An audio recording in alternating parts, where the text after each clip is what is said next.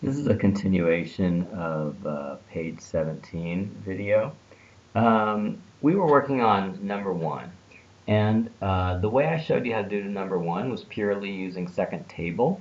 I'd like to show you a way to do number one using the graph. First of all, we have the function typed into the y equals screen, and then we're going to graph it. Of course, look at the initial value, 250. It's way off the screen. So how do we get it in the screen? Well, the easiest way is with zoom fit. Let's see if with zoom fit we can bring it into the screen. Yes, there it is. Okay, zoom fit, adjust the Y so that you can actually see it. Oh, we do want it to go to about 1200 here, right? So let's change the only way that I know how to do this is to use window. So I go into Y max. Actually, Y min, I'm sorry, X min, negative 10 is fine, but we're going to change X max to 1200. We're probably going to need to do zoom fit again. Do zoom fit again.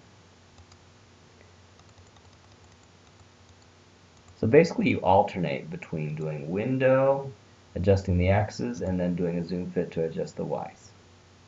Okay, there we go. Okay, so now we have this graph in the calculator, and we want to know, according to D, how long does it take for the substance to reach 125 grams? So I'm going to show you a more precise way to do this than I showed you with second table. You go into here and you input a second function. The second function is going to be a horizontal line at y equals 350. I'm sorry, not y equals 125. And then you graph it. And now I have not only the exponential function, but I have a line going at height y equals 125. And we want to know when the exponential function gets to this level of 125. So there's an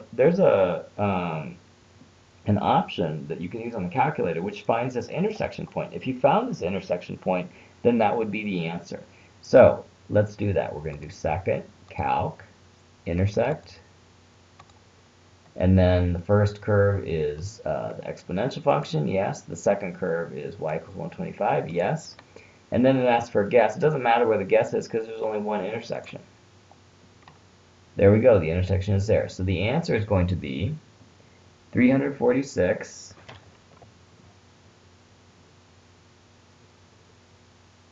oops, 346, and the y value, of course, is 125. Okay, so it takes 346 years, right? My first estimate was about 350, so 346 is a better estimate, isn't it? And it even gives us more digits than that. It gives us 346.2269. All right, let's move on to number two. The temperature T of a liquid which is placed in a refrigerator is given by this equation here, where T is the time in minutes. Find the initial temperature. Okay, the initial temperature we can find just by looking at the function, right? We already know it's 100. Find the temperature after 15 minutes and after 20 minutes, after 75 minutes. Okay, so I think that we can do that most easily by using the y equals screen. So we're going to put this function, which is 100 times, 100 times 2 to the negative 0.02 x. And then we can remove this other function. Okay, let's graph this.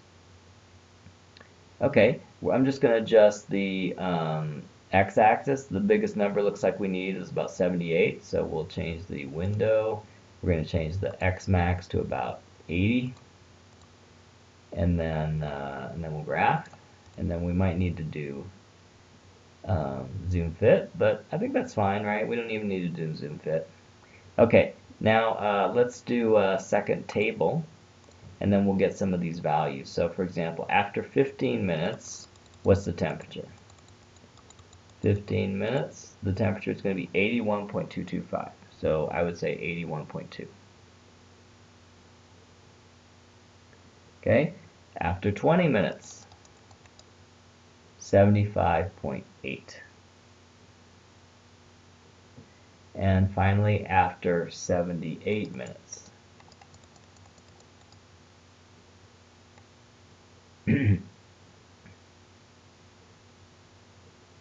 You might have noticed that to scroll, the best place to be is in the X column.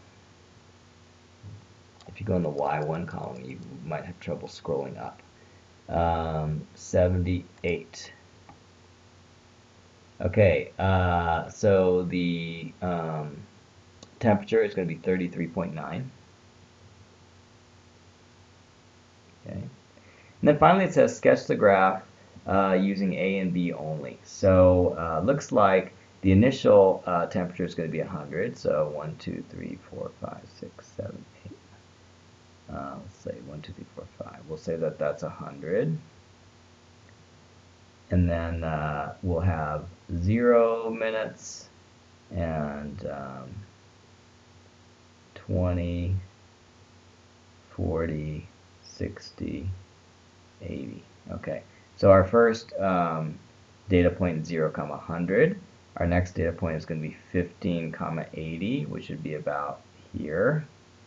And then next data point would be 20, 75.8, which would be about here. And next data point would be 78, 33.9, which would be about here.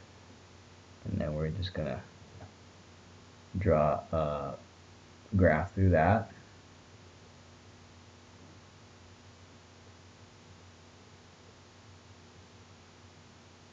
About like that. Okay? So that's it for number 2.